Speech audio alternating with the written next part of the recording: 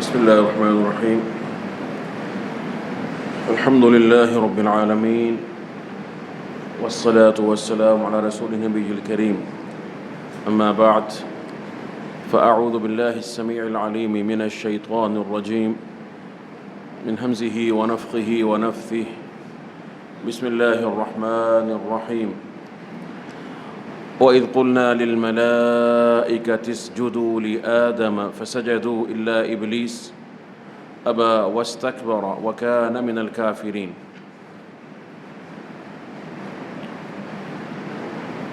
آج کے ہمارے سبق میں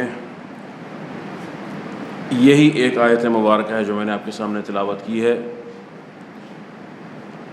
لیکن اس ایک آیت میں بھی کثیر اسباق ہیں اور بحیثیت مجموعی انسان کی مکمل ایمانی زندگی کی ایک بنیاد ہے. جیسا کہ اس آیت سے روگردانی کرنے والا اللہ سبحانہ و تعالیٰ کی اطاعت سے نکل کر اس کی معصیت کی دنیا میں چلا جاتا ہے جس کی کوئی انتہا نہیں ہے، والعیاذ باللہ من ذلک. اور یوں بھی ہم نے سبق ذرا آج مختصر رکھا ہے، ایک آیت مبارکہ ہے. ایک تو آپ حضرات مجھ سمیت کچھ عرصے بعد تشریف لائے ہیں اور ظاہر ہے کہ ان چھٹیوں میں خوش خوراکی بھی کافی کی ہوگی، تو میں نہیں چاہتا کہ ابتداءً آپ پر جو ہے وہ بوجھ ڈالا جائے. تو انشاءاللہ ہم اطمینان سے شروع کرتے ہیں بتوفیق اللہ تعالی. فرمایا وَإِذْ قُلْنَا لِلْمَلَائِكَةِ اسْجُدُوا لِآدَمَ، اور جب ہم نے کہا اور پہلے بھی آپ اس سے پہلے سن چکے ہیں، آیت مبارکہ گزر چکی ہے کہ وَإِذْ قَالَ رَبُّكَ لِلْمَلَائِكَةِ. وَإِذْ یہاں بھی وَإِذْ ہے، اور اصل میں یہ اذ کے ساتھ جو ہے انہی نعمتوں کا تسلسل ذکر ہو رہا ہے جو شروع کہاں سے ہوتا ہے، کیف تکفرون باللہ وکنتم امواتا. اور اس میں بالعموم تمام انسان جو ہیں وہ مخاطبین ہیں، لیکن خاص طور پر یہود جو نبی کریم صلی اللہ علیہ وسلم کے شہر مدینہ میں موجود تھے، وہ بھی تعریضاً اس سے بطور خاص مراد ہیں. ان کو یہ بتایا جا رہا ہے کہ تم پر اللہ کی کتنی نعمتیں ہیں، زمین و آسمان کی نعمتیں، ان کی تخلیق، اور اس کے بعد پھر تمہارے باپ آدم علیہ السلام پر اللہ کی کتنی عظیم نعمت ہے، اللہ نے کتنا ان کو اعزاز دیا، کتنا اکرام دیا. اور پھر اس آیت مبارکہ کے ضمن میں جو شیطان کی معصیت چھپی ہوئی ہے اس کی بنیاد کیا ہے، وہ کبر ہے یا وہ حسد ہے. اگر تم بھی انسان ہو کر ایسی شیطانی صفات کو اختیار کرو گے تو پھر تمہارے بھی مواصلت اور تمہاری جو جماعت ہے وہ اسی کے ساتھ ہے، اسی شیطان اور ابلیس اور اس کی ذریت کے ساتھ ہے. اور دیگر اس طرح کے بہت سے اسباق ہیں. وَإِذْ قُلْنَا، ہم نے کہا، نا کی ضمیر یہ اللہ سبحانہ وتعالیٰ کی تعظیم کی طرف بھی اشارہ کرتی ہے، کیونکہ یہاں پر اللہ نے حکم دیا ہے فرشتوں کو کہ وہ سجدہ کریں. کس کو؟ آدم علیہ السلام کو. تو آدم علیہ السلام کو اللہ نے تعظیم دی، اکرام فرمایا، لیکن حقیقی تعظیم کس کے لیے ہے؟ اللہ رب العزت کے لیے. اور اس لیے سابقہ ضمیر سے ایک اختلاف بھی ہے اس کا. وَإِذْ قَالَ رَبُّكَ لِلْمَلَائِكَةِ وَإِذْ قُلْنَا، اور جب ہم نے کہا، لِلْمَلَائِكَةِ فرشتوں سے کہا، تمام فرشتوں سے، اسجدوا لآدم کہ آدم کو سجدہ کرو. سجدہ حقیقتاً سجدہ تھا، اور یہ بہت بڑی سعادت ہے، عظمت ہے آدم علیہ السلام کی، بلا شک اس میں کوئی شک والی بات نہیں کہ آپ مسجود ملائک ہیں. اور یہ وہ فضیلت ہے جس کا ذکر محشر کے روز تمام انسان جب آدم علیہ السلام کے پاس جائیں گے کہ اللہ کی بارگاہ میں ہمارے لیے سفارش کریں، شفاعت کریں، تو اس کا ذکر کریں گے کہ اللہ نے آپ کے لیے فرشتوں کو سجدہ کروایا تھا. یہ ان کے فضائل اور ان کی عظمتوں میں سے ایک عظمت ہے. فسجدوا، تو انہوں نے سجدہ کیا، تمام فرشتوں نے، تمام نے سجدہ کیا. ایسے کہ فرمایا کہ فسجد الملائکۃ کلہم اجمعون، کلہم اجمعون. دوسرے مقام پر فرمایا کہ کلہم جو ہے یہ اس سے مراد ہے کہ ان کی فرشتوں کی جماعت میں سے ہر فرشتے نے کیا. کل جو ہے نا، جب کسی جماعت کے بارے میں بولا جائے تو اس سے مراد ہوتا ہے کہ اس جماعت کا ہر فرد جو ہے اس میں داخل ہے. سمجھ رہے ہیں بات؟ اور اجمعون میں جماعت کا معنی ہے کہ بحیثیت جماعت بھی وہ شریک ہوئے سجدے میں، اور اس جماعت کا ہر فرد بھی شریک ہوا. جیسے کہا جائے کہ رضوا بذلک اجمعون، رضوا بذلک کلہم، کہ وہ تمام کے تمام بطور جماعت بھی اس بات پر راضی ہو گئے. ممکن ہے بطور جماعت راضی ہوئے ہوں، کوئی ایک آدھا فرد ایسا ہو جو اتنا ان کی حمایت میں نہ ہو، کوئی مخالف رائے رکھتا ہو، لیکن جب کل کہا دیا جائے اور کل کی تاکید آ گئی اجماع کے ساتھ، تو مطلب کیا ہے اس بات کا کہ بحیثیت جماعت تو وہ جھکے ہی اللہ کے امر کے سامنے. ان کا ہر فرد، ملائکہ کا ہر فرشتہ، ہر ملک جو ہے وہ جھکا، اس نے سجدہ کیا اس نے آدم علیہ السلام، الا ابلیس، سوائے ابلیس کے.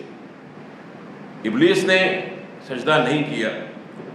اب یہ ابلیس جو ہے یہ فرشتوں میں سے تھا یا نہیں تھا، اس قسم کی بحثیں ہمیں اچھی لگتی ہیں اور چسکا بھی ہے ان میں. تو اکثر بہرحال اس میں مفسرین کا اختلاف تو ہے، لیکن مقصود یہ ہے کہ ہم بعض دفعہ اس طرح کی بحث کو زیادہ اہمیت دے دیتے ہیں اصل مقصود سے.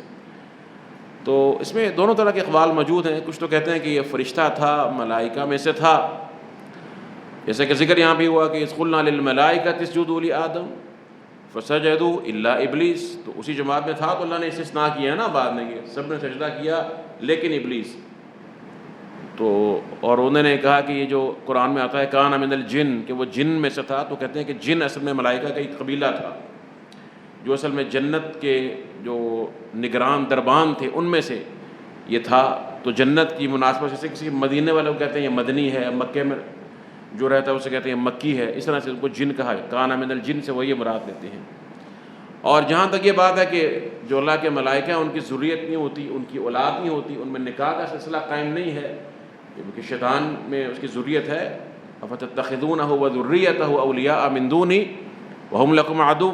تو وہ کہتے ہیں کہ یہ ضروری نہیں ہے کہ تمام کے تمام فرشتے جو ہیں وہ ایک ہی اسلوب پر پیدا کیے گئے ہوں، تمام کے تمام جو ہیں ان میں جو ہے وہ ایک ہی ان کی یہ خلقت میں چیز ہو کہ وہ نکاح نہیں کرتے. ممکن ہے ایسے بھی ہوں، جب کوئی ذکر نہیں آیا تو ہمیں خام خواہ اس کے بارے میں تحدید کرنے کی ضرورت نہیں ہے.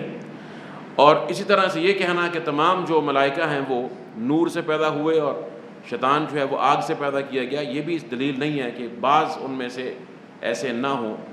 بہرحال جو بھی اس میں ہے یہ ان کے دلائل ہیں، اور دیگر دلائل کو آپ کے سامنے واضح ہیں. اصل مقصود یہ ہے کہ سجدے کا جب حکم دیا گیا تو حتماً ابلیس ملائکہ میں شامل تھا، یہ بات تو واضح ہے.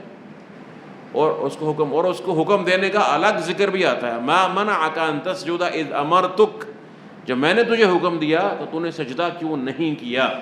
الگ سے فردن بھی اس کو امر کا ذکر موجود ہے قرآن کریم میں. الا ابلیس، تو یہاں پر جنہوں نے کہا کہ ابلیس جو ہے وہ ملائکہ کے جنس میں سے نہیں ہے، تو یہاں پر اللہ کا انہوں نے کیا کہ اللہ استثناء منقطع ہے، یعنی اس کا جو ابلیس ہے وہ سابق جو ملائکہ ہیں ان کی جنس کا ذکر نہیں، بلکہ جیسے قرآن کریم میں آتا ہے کہ لا يسمعون فيها لغوا ولا تأثیما الا قیلا سلاما سلاما. اور بہت سے دلائل ہیں کہ جنت میں ان کو کوئی لغو بات، کوئی گناہ کی بات نہیں سننے کو ملے گی سوائے سلامتی، سلامات. تو اب یہ اللہ یہاں پر آیا ہوا ہے تو یہ اس سے ماقبل جو جنس ہے، اور بہت سے دلائل ہیں اس بنا پر استثناء منقطع ہے. اور پھر یہ بھی کہا جا سکتا ہے کہ یہاں پر جو استثناء کیا جا رہا ہے وہ سجدو سے استثناء کیا جا رہا ہے، نہ کہ ملائکہ سے. کہ سجدہ کیا انہوں نے مگر ابلیس نے نہیں کیا. تو سجدہ کرنے کا حکم تو جماعت کو دیا گیا تھا نا، فسجدو یہاں سے مستثنیٰ کیا گیا. تو ابلیس نے سجدہ نہیں کیا، ملائکہ نے کر دیا، جبکہ اس کو الگ حکم دیا جانا بھی قرآن کریم سے ثابت ہے. تو بات واضح ہے، اس نے انکار کیا. ابا، اس نے کیا کیا؟ اس نے انکار کر دیا. ابا جو ہے وہ صرف انکار نہیں ہوتا بلکہ ٹھکرا دینا ہوتا ہے. اردو میں لفظ جو زیادہ قریب ہے وہ ٹھکرا دینا ہے، یعنی اپنے آپ کو بڑا سمجھتے ہوئے علو اور تعاظم اور تکبر کی بنا پر. یہ استکبر اور ابا دو مختلف الفاظ ہیں، دو مختلف الفاظ ہیں، دونوں ایک دوسرے پر دلالت کرتے ہیں کسی حد تک، لیکن دو الفاظ ایک جیسے نہیں ہیں، دونوں کا جو معنی ہے وہ مختلف ہے. یہاں سورہ بقرہ میں ذکر ہوا کہ ابا و استکبر دونوں کا ذکر ہوا، انکار کیا اور اس نے تکبر کیا. جبکہ اس کے بعد جو ہے بعد کی صورتوں میں کہیں ذکر ہوا صرف ابا. سورہ اعراف میں آیا کہ ابا ان یکون من الساجدین، اور سورہ صاد میں آیا استکبر وکان من الکافرین. صرف اس کے کبر کا ذکر ہے، کہیں صرف اس کی انکار کا، ٹھکرا دینے کا اپنے آپ کو بڑا سمجھتے ہوئے اللہ سبحانہ و تعالیٰ کے حکم اور آدم علیہ السلام کے مقابلے میں انکار کر دینے کا، ابا کا ذکر ہے، کہیں پر تکبر کا ذکر ہے منفرداً، صرف استکبر کا ذکر ہے۔ یہاں پر سورہ بقرہ میں، جو کہ طویل ترین سورت ہے قرآن کریم کی، سب سے جامع جو بات ہے وہ یہاں پر ابا واستکبر، ٹھکرایا بھی اس نے، انکار کیا، اور تکبر بھی کیا۔ یہاں دونوں چیزوں کا ذکر موجود ہے۔ قرآن کریم میں ابلیس کا جو لفظ ہے یہ 11 مقامات پر، مختلف مقامات پر آیا، اور سب میں سیاق یہی ہے کہ اللہ نے سجدے کا حکم دیا، ابلیس کا، یہاں شیطان کا لفظ نہیں ہے، ابلیس نے انکار کیا، ابلیس نے تکبر کیا۔ کہیں پر اللہ اس کا وصف بیان کرتے ہیں، فَفَسَقَ عَنْ أَمْرِ رَبِّهِ، اپنے رب کے حکم سے وہ نکل گیا، اطاعت سے نکل گیا، فاسق بن گیا۔ وہ کہیں اس کا وصف ذکر ہے، کہیں اس کا قول ذکر ہے، أَسْجُدُ لِمَنْ خَلَقْتَ طِينًا، تو مٹی سے پیدا کیا، میں اسے کیوں سجدہ کروں؟ أَنَا خَيْرٌ مِّن، میں اس سے بہتر ہوں، خَلَقْتَنِي مِن نَّارٍ وَخَلَقْتَهُ مِن طِين، تو نے مجھے آگ سے پیدا کیا، اس کو مٹی سے پیدا کیا۔ اس کے اقوال کا بھی ذکر ہے۔ تو بہرحال یہ واقعہ بار بار بیان ہوا۔ اور ابلیس یہ بلد سے ہے، اور یہ جو لفظ ہے نا، با لام اور سین، بڑا یہ اہم لفظ ہے، عربی لفظ ہے، یہ عجمی نہیں ہے، صحیح بات یہ عربی ہے۔ ابلاس قرآن کریم میں آتا ہے کہ اللہ نے فرمایا جہنمیوں کے بارے میں، ان المجرمین فی عذاب جہنم خالدون لا یفتر عنہم وہم فیہ مبلسون، کہ جہنمی جو ہے وہ جہنم کے عذاب میں ہوں گے، ان پر ایک دم بھی وہ عذاب ہلکا نہیں کیا جائے گا، اور وہ اس میں مبلس ہوں گے۔ ابلیس بلس کہتے ہیں، اس کا جو جوہر ہے، روح ہے معنی کی، وہ یہ ہے کہ ایسی شے جس کے اندر چھپی ہوئی کوئی شدید حدت والی چیز ہو۔ بلسان ایک درخت بھی ہے جس کے اندر ایک تیل نکلتا ہے جو شدید گرمی پر مشتمل، حرارت پر مشتمل ہوتا ہے۔ تو اب یہ شخص جو ابلیس تھا، یہ وہ شیطان تھا کہ اس کے اندر شدید، جیسے جہنمیوں کے بارے میں آیا نا کہ وہ شدید مایوسی، ابلاس کا شکار ہوں گے۔ یعنی انسان کے اندر ایک ایسی آگ ہو، وہ آگ مایوسی کی ہو سکتی ہے، وہ آگ غم و غصے کی ہو سکتی ہے، وہ آگ حسد کی ہو سکتی ہے، جو اس کے ظاہر میں نظر نہیں آ رہی، باطن میں چھپی ہوئی ہے۔ تو یہ ابلیس یہاں پہ کیا ہے؟ ابلاس۔ تو یہ ہوا کیا آج کے ساتھ؟ ابلیس یہ لفظ افعیل ہے، صیغہ افعیل، اس میں فاعل مفعول دونوں کا معنی موجود ہے۔ ایک تو یہ خود بھی بے انتہا مایوس ہے، خود بھی کیا ہے؟ بے انتہا مایوس اور حسد سے بھرا ہوا ہے، غم و غصے سے بھرا۔ اور دوسرا، جو اس نے اللہ کا حکم ماننے سے انکار کیا تو اللہ کی طرف اس کو رد کر دیا گیا، مردود ہو گیا، اس بنا پر بھی اس کے اندر جو غم و غصہ جو ہے وہ پیدا کر دیا گیا۔ تو بہرحال یہ ابلیس، اگر یہ اس حد تک، اور ابلاس ایسا رنج اور ایسا حسد ہے اور ایسا یہ دکھ ہے کہ انسان اپنے اندر خاموش ہو جاتا ہے، چھپا کر، اس کو بولتا نہیں، اس کو اظہار نہیں کر پاتا ہے، اس حد تک اس کی حدت اور اس کی شدت ہوتی ہے۔ تو یہ جس پر مسلط ہوتا ہے ابلیس، پہلا کام یہ کرتا ہے، اس کو اللہ کی رحمت سے مایوس کرتا ہے۔ سب سے پہلے کیا کرتا ہے؟ تو بس گیا، تجھے اللہ معاف نہیں کرے، کیا ملا؟ تو نے اطاعت کر لی، اتنی عمر تو نے، یہ خود یہی ہوا نا اس کے ساتھ۔ ایک وقت تھا کہ یہ اللہ کے اطاعت گزاروں میں سے تھا، سجدے کا حکم دیا، ملائکہ میں شریک تھا ان کی جماعت میں، لیکن اس مایوسی نے اس کو مردود بنا دیا۔ اگر یہ رجوع کر لیتا، غلطی ہو جاتی ہے، غلطی کے بعد آدم علیہ السلام سے بھی غلطی ہوئی، انسان ندامت کا شکار ہو جائے، رجوع کر لے۔ اللہ کیا ہے؟ احکم الحاکمین، ارحم الراحمین، یا عبادی الذین اسرفوا علی انفسہم لا تقنطوا من رحمت اللہ ان اللہ یغفر الذنوب جميعا، لا تقنطوا، مایوس نہیں ہونا، قنوط کا شکار نہیں ہونا۔ لیکن یہ ہوا تو اللہ، یہ استثناء منقطع ہے، لیکن کے معنی میں ہے ابلیس نے انکار کر دیا، ابا، انکار کیا، واستکبر، اور تکبر بھی کیا۔ تکبر کیسے کیا؟ جب اس نے انکار کر دیا اور پھر انکار پر ڈٹ گیا، ایسے ہی ہوا نا، انکار کیا تو اللہ نے فرمایا ما منعک ان تسجد اذ امرتک، کیوں نہیں کیا تو نے سجدہ؟ انا خیر من، میں سے بہتر ہوں۔ یہ کیا ہے؟ یہ تکبر ہے۔ اللہ کے رسول نے فرمایا کہ الکبر بطر الحق وغمط الناس، کبر جو ہے یہ حق کو ٹھکرا دینا ہے اور لوگوں کو حقیر جاننا ہے۔ اس نے خود کو آدم علیہ السلام سے بلند خیال کیا، پہلے اس نے انکار کیا اور اس کی بنیاد کیا بنی؟ حسد، وکان من الکافرین، اور یہ کافر ہو گیا۔ اس نے کہا یہ تھا ہی کافروں میں سے، اللہ کو اس کے نفس میں چھپا ہوا کفر معلوم تھا۔ کفر کی بنیاد یہی ہوتی ہے نا، کبر، بہت بڑی بنیاد ہے۔ اول ذنب عصی اللہ بہ فی السماء الکبر، سب سے پہلا وہ گناہ آسمان میں جس کے ساتھ اللہ کی نافرمانی کی گئی وہ کبر، بنیاد اس کی حسد تھا۔ لیکن حسد انسان جب تک اس حسد کو گناہ پر اپنے اصرار کا ذریعہ نہ بنائے وہ معاف ہو سکتا ہے۔ انسان حسد پیدا ہو گیا، چھپا لے، اپنی کیفیت ہے، کوئی بات نہیں، لیکن جب وہ حق کو ٹھکرانے کے لیے اس کو اس حسد اس حد تک بڑھ جائے کہ وہ حق کو قبول ہی نہ کرے، میں نہیں مانتا، اور یہ حسد ہے نا۔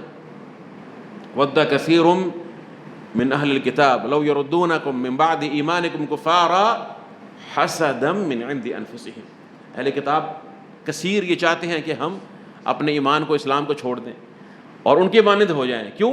حسدا من عند انفسہم، یہود کیوں مان لے کر نہیں آئے اللہ کے رسول پر؟ حسد کی بنا پر، لیکن وہ حسد کبر میں تبدیل ہو گیا۔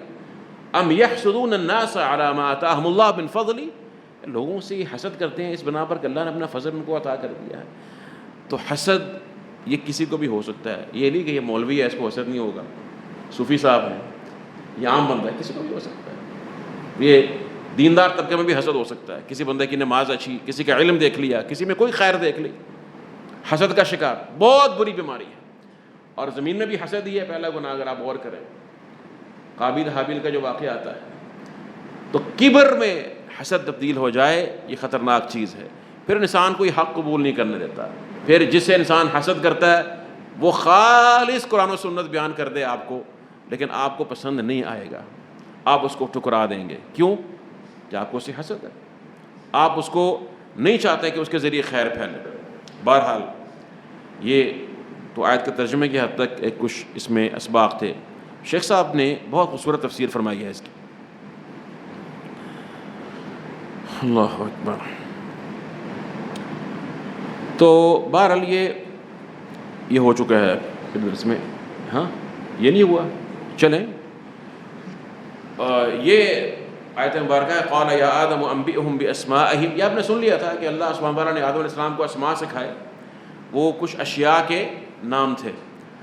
تو جب ملائکہ سے پوچھا کہ ان کے نام بتاؤ تو وہ نہیں بتا سکے، تو اس کے بعد پھر آدم علیہ السلام کو اللہ نے کہا کہ یا آدم انبئہم باسمائہم، تم ان کو ان کے نام بتاؤ۔ فلما انبأہم باسمائہم، ان مسمیات کے وہ اشیاء پیش کی گئی نا، میں نے آپ کو عرض کیا تھا کہ ہر طرح کی شے تھی، چھوٹا پیالہ، بڑا پیالہ، قصعہ، قصیہ، تمام چیزیں اس میں شامل تھی۔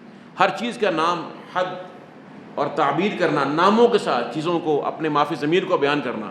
ہم جو بھی لفظ بولتے ہیں نا وہ کسی نہ کسی تصور کا نام ہوتا ہے، ایسے ہے یا نہیں؟ بھوک ایک تصور ہے، وہ الگ بات ہے کہ اس کے تصور کے ساتھ ساتھ کافی چیزیں جڑی ہوتی ہیں، لیکن ہے تو جب بیان کریں گے تو تصور ہی ہے نا۔ غصہ ہے اور اس طرح کی دیگر چیزیں ہیں، اور اس طرح سے معنویات ہیں، حصی چیزیں بھی ایسی، گلاس ہے، کتاب ہے، اسماء ہے، مسمیات۔ سبحان اللہ، اللہ نے آدم علیہ السلام کو یہ تعبیر کا ملکہ عطا فرمایا۔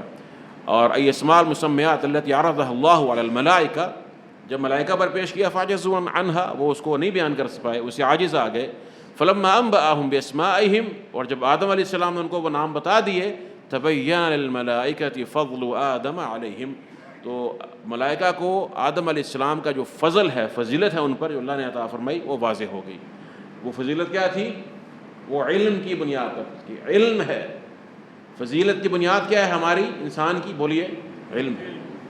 آج بھی علم ہے، شروع میں بھی علم تھا، قیامت تک علم رہے گا، جنت میں بھی علم ہی ہوگا، محشر میں بھی علم ہوگا، اور کوئی چیز نہیں ہے، نہ مال و دولت ہے نہ کچھ اور ہے۔ علم اور عمل، اور ظاہر سی بات ہے طبعاً بغیر عمل کے علم کی کوئی حیثیت نہیں ہے۔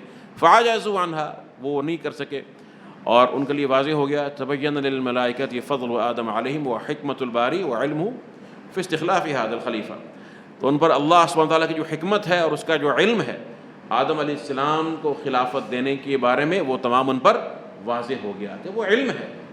جس کے پاس علم ہے وہی قائد بنے گا نا، بولیے خلیفہ کون بنے گا؟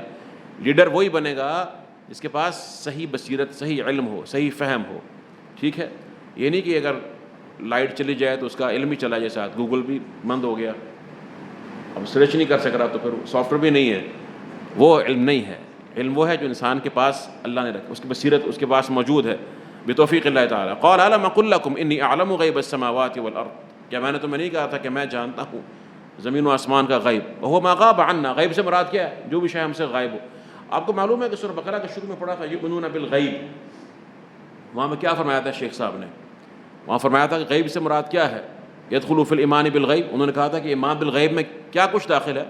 الامور الماضیہ والمستقبلہ، تمام امور جو ماضی کی ہیں جن کو ہم نے نہیں دیکھا، قوم عاد پر عذاب آیا کیسے آیا، ہود کا معاملہ، ثمود کا معاملہ ہم نہیں جانتے ہیں، ہمیں اللہ نے بتایا، ہمارا اس پر ایمان، اور مستقبل میں جو ہونے والا ہے، قیامت کی آثار کس طرح سے واقع ہوگا، اللہ سبحانہ و تعالیٰ کی عظمت، میزان، پل صراط، جہنم، جنت، تمام یہ امور غیبیہ ماضیہ اور مستقبلہ سب میں شامل ہے۔ تو یہاں پہ کہہ رہے ہیں ما غاب عنا، ہم سے جو غائب ہے ہم نہیں جانتے۔ اب یہ اللہ سبحانہ تعالیٰ کی جو حکمت تھی وہ فرشتوں پر مخفی رہی، تو ان کو اب واضح ہو گئی۔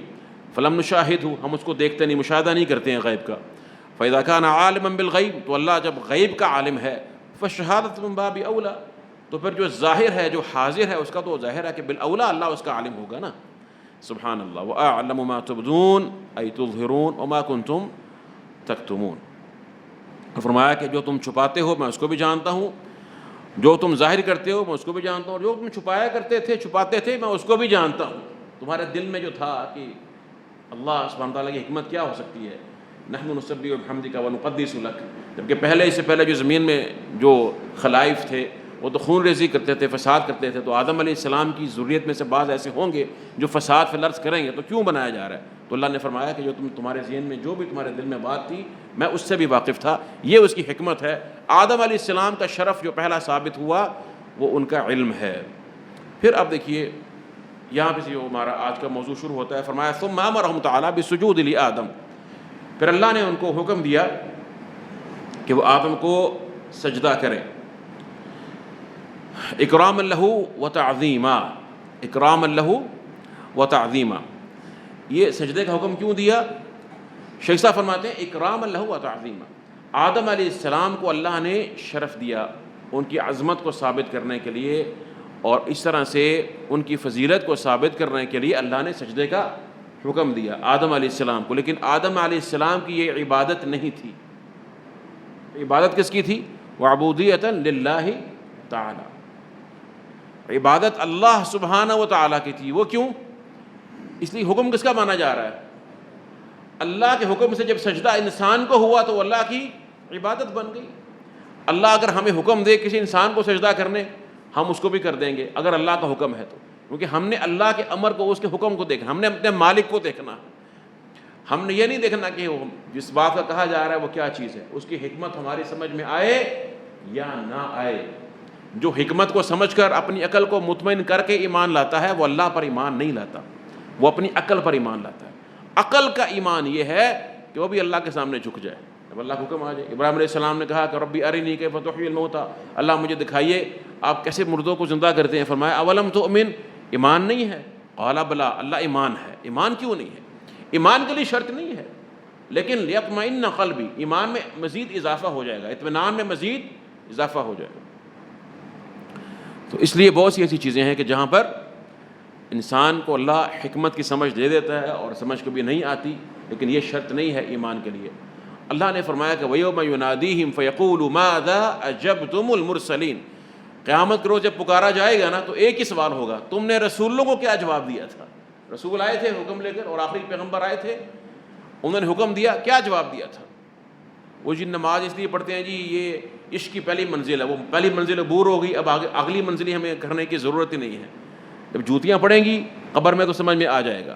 ہم نماز کیوں پڑھتے ہیں؟ ہمیں نہیں پتہ یہ کون سی منزل ہے، ہم اس لیے پڑھتے ہیں کہ اللہ اور اس کے رسول نے حکم دیا، ختم، پیریڈ۔ ٹھیک ہے، حکمت کیا ہے؟ جو اللہ نے قرآن میں بیان کر دیا اس سے انکار نہیں کیا جا سکتا، وہ اس کی عظیم ترین حکمتیں ہیں۔ کیا ہے؟ ان الصلاۃ تنہی عن الفحشاء والمنکر، اور سب سے بڑی حکمت کیا ہے؟ اللہ کا ذکر قائم ہوتا ہے، ولا ذکر اللہ اکبر، اقیم الصلاۃ لذکری۔ آسان کام ہے کہ مشکل ہے؟ آسان ہے نا۔ تو جب اللہ کے رسول کو مان لیا ہے کہ اللہ کے رسول ہیں، جب اللہ کے رسول کو مان لیا تو کیا ماننا ہم نے؟ یہی نا کہ جو کہتے ہیں وہ اللہ کی طرف سے ہوتا ہے، خود سے نہیں کہتے، یہی مانا ہے نا۔ اور رسول کا مانا کیا ہوتا ہے؟ کہ ما ینطق عن الہویٰ۔ اگر اس کے علاوہ اور مانا ہے تو بتائیے، پھر میں ہر بات کو پرکھوں نہیں، پہلے میں اس کو دیکھوں گا میری عقل کے مطابق اور موجودہ زمانے کے ساتھ جو ہے نا یہ میچ کرتی ہے یا نہیں کرتی۔ یہ سب باتیں یہ شیطان کی دلائل ہے. اس نے قیاس کیا اور اس نے کہا کہ جی میں، جیسے شیخ صاحب فرما رہے ہیں کہ حکم دیا اللہ نے آدم کو عزت دینے کے لیے اور اپنی عبادت ثابت کرنے کے لیے، فامتثلوا امر اللہ، تو انہوں نے کیا کیا کہ فوراً اللہ کے امر کی، حکم کی تعمیل کی. وبادروا كلهم بالسجود، اور تمام کے تمام نے جلدی کی سجدہ کرنے. وعجلت الیک ربی لترضى، جلدی کرنا چاہیے اللہ کو راضی کرنے کے لیے، اعمال خیر میں دیر نہیں کرنی چاہیے. یہ سنت ہے انبیاء علیہ السلام کی بھی یہی سنت ہے، وہ جلدی کیا کرتے تھے. شیطان ہمیں اس کا عکس بتاتا ہے. جب کوئی خیر کا کام ہو کہتا ہے ٹھہر کل کریں گے، میں پرسوں سے شروع کروں گا صحیح روٹین بنا کے، اور پھر ایک بار شروع کروں گا پھر میں چھوڑوں گا نہیں، چھوٹ جائے گا دوبارہ شروع کر لیں. لیکن جب کوئی شر کا معاملہ ہوتا ہے تو کہتا ہے بس ابھی کر، پھر پتہ نہیں موقع ملتا ہے ابھی تو ہاتھ میں ہے، بعد میں نہ جانے ایسا موقع آئے یا نہ. یہ شیطان ہے. ٹھیک ہے. تو بادروا کلہم بالسجود، اور یہ بادروا بالاعمال فتنا قطع اللیل المظلم، یہ اللہ کے رسول کی حدیث بھی ہے کہ اعمال صالحہ کرنے میں جلدی کر لو، فتنے بہت تیزی سے آ رہے ہیں، سیاہ رات کے ٹکڑوں کے مانند آ رہے ہیں. تو انہوں نے جلدی کی. الا ابلیس، ابلیس کے علاوہ، مطلب ابلیس نے انکار کیا. ابا امتنع عن السجود، اس نے سجدہ کرنے سے انکار کر دیا. واستکبر عن امر اللہ وعلی آدم، اور اس نے کبر کیا اللہ کے مقابلے میں بھی اور آدم علیہ السلام کے مقابلے میں بھی، اور کہا قال اسجد لمن خلقت طینا، کیا میں اس کو سجدہ کروں جو مٹی سے تو نے پیدا کیا، طین سے پیدا کیا. ویسے کیونکہ 12-13 وجوہات ہیں. امام ابن قیم نے رحمہ اللہ تعالیٰ یہ ثابت کیا ہے کہ ابلیس کا یہ قیاس بھی غلط تھا کہ مٹی جو ہے، آگ جو ہے مٹی سے بہتر ہوتی ہے. بہت سے انہوں نے دلائل دیے ہیں، وہ آپ پڑھ سکتے ہیں بدائل الفوائد کے اندر، ان کی یہ تمام دلائل موجود ہیں. تو کچھ خود بھی آپ کو پڑھنا چاہیے. تو کچھ باتیں انہوں نے یہ بتائی ہیں کہ مٹی میں وقار ہے، رضانت ہے، آگ میں اشتعال ہے، آگ میں ہلکا پن ہے، اور اس طرح سے مٹی کے فوائد قرآن کریم میں کثیر بیان ہوئے ہیں. الم نجعل الارض کفاتا احیاء وامواتا، اور آگ کے فوائد اس کے مقابلے میں محدود ہیں، مخصوص ہیں. مٹی کے فوائد اس کے مقابلے میں کثیر ہیں، اور دیگر اس طرح کی کئی انہوں نے باتیں کی ہیں. بہرحال یہ نہ بھی ہو، ہم کیا سمجھتے ہیں اللہ کا جب حکم آ گیا تو وہ کافی ہے امتثال کے لیے. اسجد لمن خلقت طینا، اور دوسرے مقام پر کہتا ہے کہ انا خیر من، میں سے بہتر ہوں. خلقتنی من نار وخلقتہ من طین، تو نے مجھے آگ سے پیدا کیا اور اس کو مٹی سے پیدا کیا. وہذا الاباء من والاستکبار، یہ اس نے جو انکار کیا اور تکبر کیا. سبحان اللہ، دیکھو ذرا کتنی اہم بات ہے. اللہ نے ایک ایک بات کھول کے آپ کو بتا دی ہے. ابلیس نے جو انکار کیا اللہ کے حکم کو ماننے سے، وہ کس بنا پر کیا؟ وہ تکبر کی بنا پر کیا، یا وہ اس بنا پر پریشان ہوا کہ اللہ کے علاوہ کسی اور کو سجدہ کرنے جا رہا ہوں؟ تکبر تھا. یہ نہیں کہ اللہ کا ادب تھا اس میں بہت زیادہ کہ کس طرح ہو سکتا ہے کہ میں آدم کو سجدہ کر دوں، اللہ کا ادب بہت ہے. ایسا نہیں ہے. اس نے خود کہہ دیا انا خیر من، وجہ کیا بتائی ہے؟ انا خیر من، میں سے بہتر ہوں. اور اللہ فرماتے ہیں ابا واستکبر، اس نے کبر کیا، ٹھکرایا میرے حکم کو اور اس نے تکبر کیا. لیکن کبھی ایسا بھی ہوتا ہے کہ انسان ادب کی بنا پر کوئی چیز نہیں کرتا. اللہ کو تو معلوم ہے نا، اللہ کو دھوکہ نہیں دیا جا سکتا. ایک واقعہ آتا ہے صحیح بخاری کے اندر موجود ہے، ابوبکر صدیق رضی اللہ تعالیٰ عنہ کہ نبی کریم صلی اللہ علیہ وسلم جو ہے ایک بار ایک قبیلہ تھا بنو عمرو بن عوف، ان کے درمیان اختلافات ہو گئے تو صلح کروانے کے لیے آپ تشریف لے گئے. نماز کا وقت ہوا، بلال تشریف لائے اور انہوں نے ابوبکر صدیق سے کہا کہ آپ نماز کی امامت کروائیے. کیا کروائیں گے؟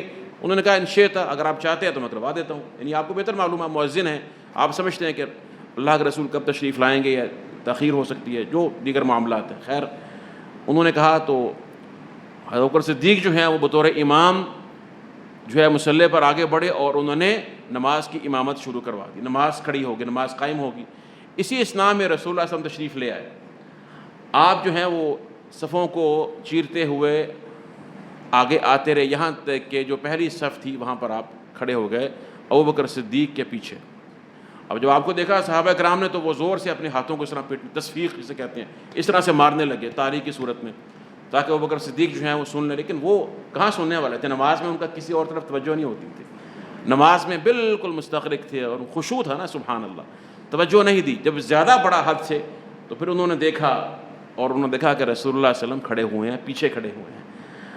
وہ پیچھے ہٹنے لگے تو اللہ کے رسول نے اشارہ کیا کہ اپنی جگہ پر قائم رہو، امامت تم ہی کرواؤ. سبحان اللہ، کیا فضیلت ہے! اس کا ہم تصور نہیں کر سکتے اس عظمت کا. الفاظ میں بیان کرنا ایک الگ چیز ہے اور اس کی حقیقت کو بیان کرنا ایک الگ چیز ہے. تو بہرحال آپ نے اشارہ کیا کہ تم کھڑے رہو. تو حدیث میں آتا ہے کہ انہوں نے وہیں پر ابوبکر صدیق نے اپنے ہاتھ ایسے دعا کے لیے اٹھائے, اللہ کی حمد و ثنا کی, اور پیچھے ہٹ گئے. اللہ کے رسول آگے تشریف لے گئے, آپ نے امامت فرمائی. نماز کے بعد آپ نے ایک سوال ان سے کیا. میں آپ کے سامنے وہ سیگا, جو سوال کا سیگا ہے نا, جو الفاظ ہیں وہ رکھنے لگا ہوں. پھر آپ مجھے بتائیے گا کہ اس میں اور اس میں اللہ سبحانہ تعالیٰ کا جو فرمان تھا شیطان کو, دونوں میں کس طرح سے فرق نہیں ہے. اللہ نے فرمایا کہ ما منعک ان تسجد اذ امرتک, تجھے کس شے نے روکا کہ تو سجدہ کرتا آدم کو جب میں نے تجھے حکم دیا. اللہ کے رسول نے فرمایا ما منعک ان تثبت اذ امرتک, اے ابو بکر جب میں نے تجھے کہا کہ تو کھڑا رہا, تجھے کس شے نے کہا کہ تو پیچھے آ. فرق تو نہیں ہے نا, ایک ہی طرح کا سیکھا, ایک ہی اسلوب ہے نا. تو انہوں نے کہا, کیا کہا جواب میں؟ انہوں نے کہا کہ ما کان لابن ابی قحافہ ان یصلی بین یدی رسول اللہ صلی اللہ علیہ وسلم, اللہ کے رسول ابو قحافہ کے بیٹے کی کیا جرأت ہے کہ اللہ کے رسول کی امام بن جائے اور آپ سے آگے بڑھ جائے. سبحان اللہ. اب یہ ادب تھا نا, یہ تو اللہ کو معلوم ہے کہ ان کے دل میں ادب تھا, سینے میں ادب تھا. اس ادب کی بنا پر یہ سعادتیں اور فضیلتیں ہیں. اللہ کے رسول نے کچھ نہیں کہا, یہ تو نہیں کہا کہ تو نے کیوں کیا, میرے حکم نہیں مانا. کیونکہ کبھی ہوتا ہے الامر فوق الادب اور کبھی الادب فوق الامر, یہ ہوتا ہے. اور یہ حکمت ابوبکر صدیق بھی سمجھ رہے تھے کہ اللہ کے رسول مجھے بطور اعزاز اور اکرام آپ نے یہ فرمایا, مجھے وہ اعزاز حاصل ہو گیا, اعزاز اور اکرام مجھے حاصل ہو چکا ہے, اب میں نماز کرواؤں یہ مناسب نہیں, یہ لائق نہیں ہے, یہ قطعاً لائق نہیں ہے کہ اللہ کے رسول کے سامنے میں کھڑا ہو جاؤں. تو بہرحال یہ ایک طرف یہ شیطان تھا اور یہ کبر کی بنا پر اس نے ایسا کیا. تو اللہ کو خوب معلوم ہے انسان کے باطن میں کیا ہے. ربکم اعلم بما فی نفوسکم ان تکونوا صالحین فانہ کان للاوابین غفورا. رب کو, تمہارے رب کو خوب معلوم ہے تمہارے نفوس میں کیا ہے. اگر تم صالح ہوگے تمہارا رب تمہارے لیے غفور ہے, گناہ بھی معاف کر دے گا. کوئی بھی گناہ غلطی ہو جائے, اگر انسان کی نیت سچی ہے, بھی راستے میں وقاص بھائی کے ساتھ یہ بات ہو رہی تھی, اگر انسان کی نیت صادق ہو نا, سچی نیت ہو, اللہ انسان کی مدد ضرور کرتا ہے. آپ کسی بھی نیک عمل کی نیت کر لیں اور اس کے لیے عزم سچا ہونا چاہیے.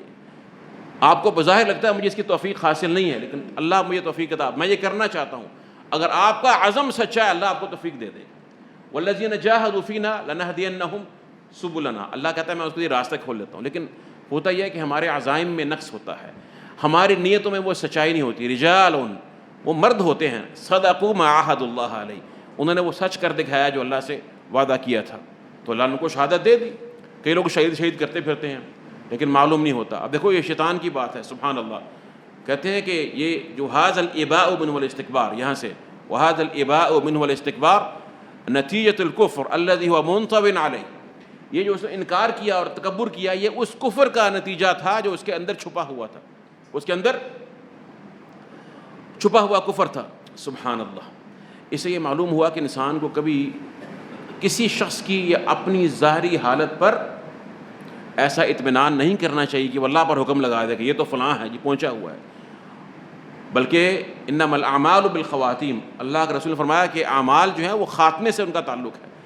اب ہمارے ہاں ایک ٹرینڈ چل نکلا, آپ دیکھتے ہیں کہ کوئی شخص, کوئی نیک انسان بھی ہو سکتا ہے, فوت ہو گیا یا حادثے کا شکار ہو گیا, وہ یہ شہید شہید شہید شہید شہید, ایک لفظ کو مذاق بنا لیا ہے.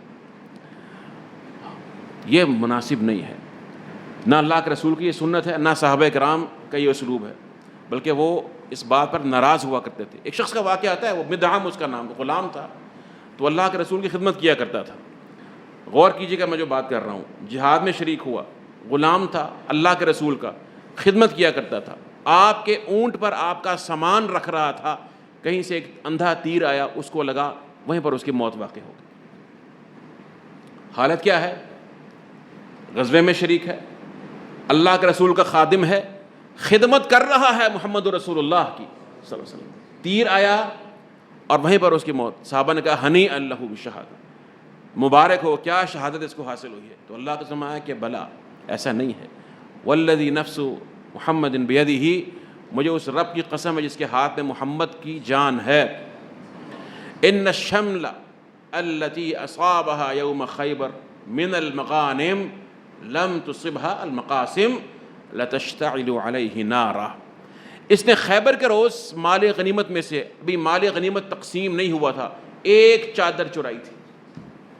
وہ چادر اس وقت آگ بن کر لپٹی ہوئی ہے اس کے لیے.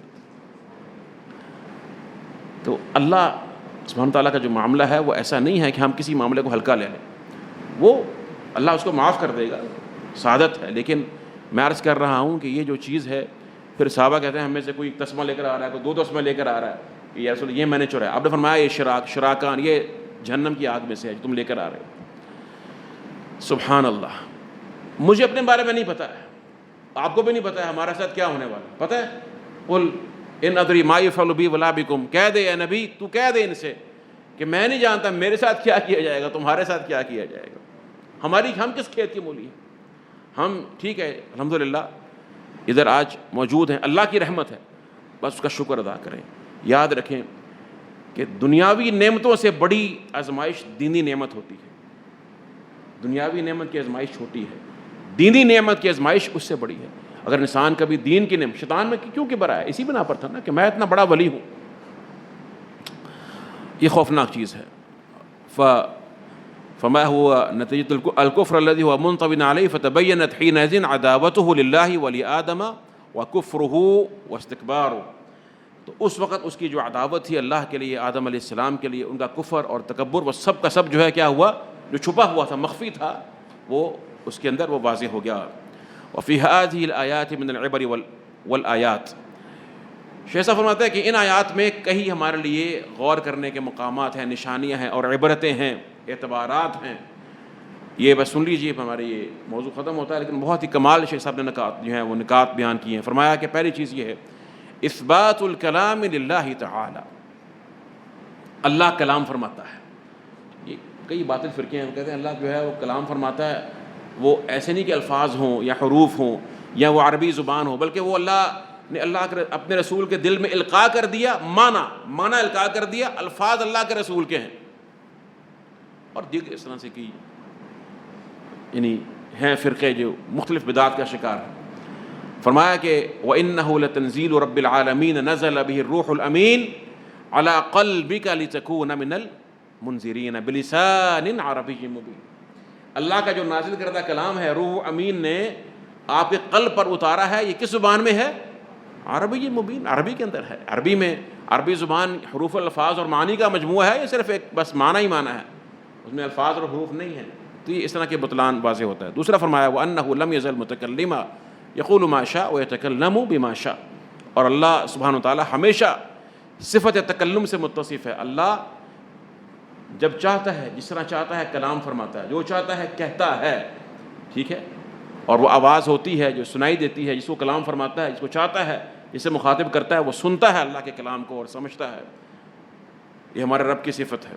پھر فرمایا وَأَنَّهُ عَلِيمٌ حَكِيمٌ. اور اللہ سبحانہ و تعالیٰ علیم و حکیم ہے. اس کے ہر کام جو ہے اس میں اس کی علم و حکمت جو ہے وہ کمال بدرجہ اتم موجود ہے. وفیہ ان العبد اذا خفیت علی حکمت اللہ فی بعض المخلوقات والمامورات فالواجب علیہ التسلیم. اور یہ فرمایا کہ بندے پر یہ واجب ہے، اگر بندے پر اگر اللہ سبحانہ تعالیٰ کی بعض مخلوقات یا اللہ کے بعض جو اوامر ہیں ان کی حکمت مخفی بھی رہ جائے، نہ معلوم ہو سکے کہ کیا حکمت ہے. اسے اللہ کے ملائکہ تھے، وہ نہیں جان پائے کہ اللہ کی حکمت کاملہ کیا ہے اس میں. فالواجب علیہ التسلیم. تو واجب کیا ہے بندے پر کہ وہ مان لے، جھک جائے، اپنی عقل کو مدار نہ بنائے، جھک جائے. اور کیا کرے؟ واتہام عقلی، اپنی عقل کو متہم کرے کہ میری عقل میں نقص ہے، اللہ کے امر میں نقص نہ نکالے. بہت سے منکر حدیث ہیں آج کل وہی کام کر رہے ہیں، اسی کام پہ لگے، اکثر لوگ اس کام پہ لگے ہوئے. دین کی خدمت کیا کر رہے ہیں کہ جی یہ اللہ کا جو حکم ہے یہ بھی موجودہ حالات کے مطابق نہیں ہے، یہ عقلی نہیں ہے، یہ منطقی نہیں ہے، لاجک نہیں ہے، سائنس نہیں ہے، فضولیات. ٹھیک ہے. تو جو چیز ثابت ہے، ہاں جو ثابت نہیں ہے وہ ثابت نہیں. جو ثابت ہے اللہ اور اس کے رسول کا حکم ہے. ممکن نہیں ہے کہ روئے زمین میں آپ کو علماء اور اللہ کے جو اولیاء ہیں، جو عالی دماغ لوگ ہیں، ان میں سے ایسے مل جائیں کہ جو اس پر اتفاق نہ کرتے ہوں کہ یہ صحیح ہے اور یہ کامل ہے. ٹھیک ہے. ممکن نہیں ہے. جس پر سب کا اتفاق ہو کہ یہ غلط ہے وہ غلط ہے، جس پر سب کا اتفاق ہو وہ غلط ہے. تو عقل بھی انسان کی وہ معیار ہے جو سب جس پر متفق ہوں. ٹھیک ہے نا. جس ہم کہتے ہیں یونیورسل ٹروتھ ہے جی، سب مانتے ہیں، ورنہ اسی کوئی حیثیت نہیں ہے اس طرح کی باتوں کی. اور پھر فرمایا والاقرار للہ بالحکمہ، اور اللہ کی حکمت کا اقرار کرنا، وفیہ اعتناء اللہ بشأن الملائکہ، اسی میں کہتے ہیں ایک سبق یہ بھی ہے کہ اللہ نے اپنے ملائکہ کی جو تربیت ہے اور ان کی تعلیم ہے، اللہ نے سبحانہ تعالیٰ نے کس طرح سے اس کو جو ہے وہ نافذ فرمایا، وإحسانہ بہم، اللہ ان پر احسان فرمایا، بتعلیمہم ما جہلوا، ان کو اس شے کی تعلیم دے کر جس سے وہ جاہل تھے، وتنبیہہم علی ما لم یعلموا، اور اس شے پر ان کو تنبیہ فرما کر جس سے وہ واقف نہیں تھے، جانتے نہیں تھے، اور پھر آگے فرمایا جو آخری بات ہے، وفیہ فضیلۃ العلم من وجوہ، اس آیت مبارکہ میں علم کی فضیلت ہے کئی وجوہات سے، کئی اعتبارات سے اس میں علم کی فضیلت ہے، منہا، اس میں ایک یہ ہے، ان اللہ تعرف لملائکتہ بعلمہ وحکمتہ، اللہ سبحانہ و تعالیٰ کا جو سب سے عظیم تعارف آپ کو نظر آتا ہے نا اس آیت مبارکہ میں، جو اللہ کے ملائکہ کے ہاں جس سے اللہ سبحانہ و تعالیٰ کی معرفت ان کو حاصل ہوئی، وہ کیا ہے؟ وہ علم حکمت ہے۔ سبحانک لا علم لنا الا ما علمتنا انک انت العلیم الحکیم، یہ صفت اس پر ان کا ایمان تھا، مگر اس کا مزید ظہور ان پر تب ہوا جب یہ واقعہ ہوا اور ان کو معلوم ہوا کہ اللہ کی حکمت اور علم جو ہے وہ اللہ کی عظیم ترین مخلوقات میں سے ہیں، اللہ کے ملائکہ، وہ بھی اس سے واقف نہیں تھے، نہ واقف تھے، تو اس سے اللہ کے علم و حکمت میں کوئی حرف نہیں آتا۔ ومنها ان اللہ عرفہم فضل آدم بالعلم، اور انہی اسباب میں سے یہ بھی ہے کہ اللہ نے ان کو آدم علیہ السلام کی فضیلت بتائی، کس اعتبار سے؟ علم کے اعتبار سے، علم کے اعتبار سے بتایا کہ عالم کی فضیلت کیا ہے، وانہ افضل صفت تکون فی العبد، اور یہ بھی کہ یہ افضل ترین صفت ہے جو بندے میں ہوتی ہے۔ یہ جو میرے محترم بزرگوں اور دوستوں، جو علم ہے بڑی شان والی چیز ہے، بہت بہت عظیم چیز ہے، کاش ہمیں اس کی قدر اور قیمت کا احساس ہو جائے۔ دیکھیے اللہ نے دو آیتیں صرف آپ کے سامنے دو آیتیں مبارکہ ہیں، قرآن کریم میں فرمایا کہ اپنے نبی سے فرمایا، وَكَذَلِكَ أَوْحَيْنَا إِلَيْكَ رُوحًا مِّنْ أَمْرِنَا، ہم نے اپنے امر سے آپ کی طرف جو شے وحی کی وہ روح ہے، وہ کیا ہے؟ روح ہے۔ آدم علیہ السلام کو اللہ سبحانہ و تعالیٰ نے جب یعنی ان کو سجدہ کرنے کا حکم دیا تو کب حکم دیا؟ ایک میں آتا ہے کہ فَإِذَا نَفَخْتُ فِيهِ مِن رُوحِي فَقَعُوا لَهُ سَاجِدِينَ، جب اپنی روح پھونک دوں اس میں تم نے پھر اس کو سجدہ کرنا ہے۔ اور دیگر مقامات یہ سورہ بقرہ میں سیاق سے معلوم ہوتا ہے کہ روح کے بعد جو اللہ نے آدم کو علم دیا اور علم کے بعد امتحان ہوا، امتحان کے بعد آدم کی فضیلت ثابت ہوئی، اس کے بعد کہا کہ سجدہ کرو۔ تو میرے محترم بزرگوں اور دوستوں، ہماری جو بطور انسان جو فضیلت ہے اللہ کے ملائکہ پر بھی، وہ کب ثابت ہوتی ہے؟ علم کے ساتھ۔ فرمایا روحم، اللہ نے علم کو بھی روح کہا اسی وجہ سے، روحم من امرنا، اپنے نبی کو فرمایا ما کنت تدری ما الکتاب والایمان، آپ کو کتاب اور ایمان کا علم نہیں تھا اس سے پہلے کہ ایمان کی حقیقت کیا ہے، کتاب کیا چیز ہے، آپ تو پڑھے لکھے نہیں تھے۔ ولیکن جعلناہ نورا نہدی بہ من نشاء من عبادنا، لیکن ہم نے اس علم کو نور، ایسا نور بنایا ہے کہ ہم اپنے بندوں میں سے جسے چاہتے ہیں اس کے ساتھ ہدایت دیتے ہیں۔ پھر فرمایا کہ او من کان میتا، اس سے پہلے مشرکین کا ذکر ہے اور مردہ کا، مردار کا، میت کا ذکر ہے، اور غیر اللہ کا نام جس پر لیا جائے یا اللہ کا نام نہ لیا جائے، اس جانور کے، مردہ کا، اس میتہ کے حرام ہونے کا ذکر ہے، ٹھیک ہے۔ فرمایا او من کان میتا، وہ شخص جو مردہ تھا، اللہ فرما رہے مشرکین کے بارے میں ہی ہے، او من کان میتا فاحییناہ، پھر ہم نے اسے زندہ کیا، ہم نے اسے زندہ کیا، وجعلنا لہ نورا، اور ہم نے اس کو وہ نور دیا، یمشی بہ فی الناس، جس کے ساتھ وہ لوگوں میں چلتا ہے۔ سبحان اللہ۔ آج صبح بات ہو رہی تھی، ایک دوست آئے ہوئے تھے تو وہی کہنے لگے میں پریشان ہوں، مجھے سمجھ میں نہیں آ رہا میں کیا کروں، کیا فیصلہ کروں، میں یہ کام کروں کہ یہ کام کروں۔ تو کافی عرصہ گزر گیا تھا، قرآن کریم کے ساتھ ان کا تعلق نہیں تھا۔ میں نے ان سے کہا کہ آپ کا اس کتاب سے تعلق ہی نہیں ہے جس نے آپ کو چلنا سکھانا، لوگوں میں چلنا کیسے ہے۔ نور یمشی بہ فی الناس، اللہ کہتا ہے، قرآن میں کہتا ہے، میری بات تو نہیں ہے۔ نور، آپ لوگوں میں آپ رہ رہے ہیں نا، لوگوں سے میں نے معاملہ کیسے کرنا ہے، میرے ڈیسیجنز کیا ہونے چاہیے، میں نے کیسے ان کے ساتھ تعامل کیا ہونا چاہیے ان کے ساتھ، ٹھیک ہے نا۔ یہ اس وقت تک آپ کو بصیرت نہیں مل سکتی جب تک کہ آپ قرآن کریم کا مطالعہ نہیں کرتے، غور نہیں کرتے، عمل نہیں کرتے۔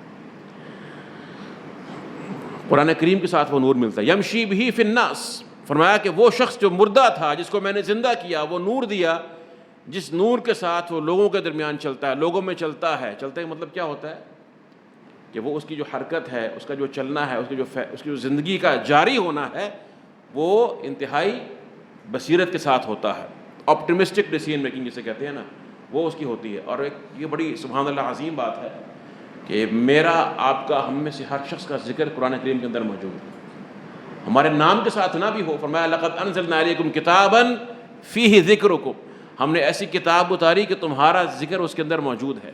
پڑھ کر تو دیکھو اللہ کے بندو، کبھی کسی کے پاس جا رہے ہو سننے کے لیے، کوئی فلسفی نے کہہ دیا، اس نے یہ کہہ دیا، وہاں سے کوٹس جو ہیں کاپی کر لی، وہاں سے میمز جو ہیں وہ کر، تو کبھی قرآن پڑھ کر دیکھو. آپ کو بصیرت نہ ملے، اپنے مسئلے کا حل نہ ملے، آپ کے غم دور نہ ہوں، آپ کو روشنی نہ ملے، برکت نہ ملے، تو پھر بات کیجیے گا نا. یہ تو ہمارے جو مجلس ہے الحمدللہ، یہ ایک چھوٹی سی مجلس ہے، میں آپ کو سبق سنانے کے لیے آ جاتا ہوں، پڑھ کر آپ سن لیتے ہیں، ٹھیک ہے، لیکن ہماری کوشش کیا ہوتی ہے کہ ہم اسی علم کو، نور کو عام کریں.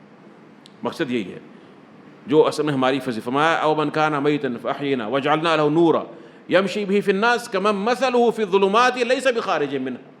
کیا وہ اس کی مانند ہو سکتا ہے جو اندھیروں میں ڈوبا ہوا ہے اور اس سے نکلنے والا ہی نہیں ہے، نکل ہی نہیں سکتا ہے، اس سے باہر نہیں نکل سکتا ہے. قرآن کے بغیر فتنوں کے اندھیروں سے، جہالت کے اندھیروں سے، مصائب کے اندھیروں سے کوئی شخص نہیں نکل سکتا ہے.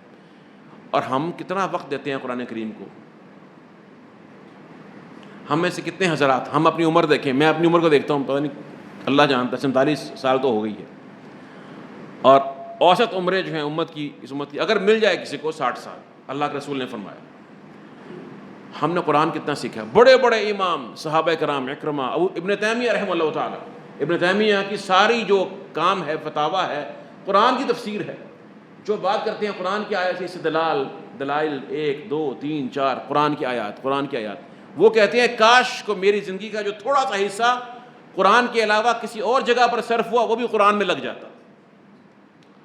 یہ حسرت کبھی ختم نہیں ہو سکتی، کبھی اسے دل سیر نہیں ہو. تو ہم کتنے بد نصیب ہوں گے اگر ہم اس کتاب سے محروم ہوں. پڑھنا نہیں آتا ہے، سیکھنا نہیں ہے، معنی پہ غور نہیں کرنا، تدبر نہیں کرنا. اللہ نے ذہانت دی ہوئی، عقل دی ہوئی ہے. دنیا کے بہت فنون سیکھتے ہیں صرف پیٹ کے لیے، اتنی محنت کرتے ہیں. قرآن کریم کی عربی کو سیکھنے کے لیے ہم جو ہے اس کے متحمل نہیں ہوتے. بہرحال شیخ صاحب فرما رہے ہیں کہ وَأَنَّهُ أَفْضَلُ صِفَةٍ تَكُونُ فِي الْعَبْدِ وَمِنْهَا أَنَّ اللَّهَ أَمَرَهُمْ بِالسُّجُودِ لِآدَمَ.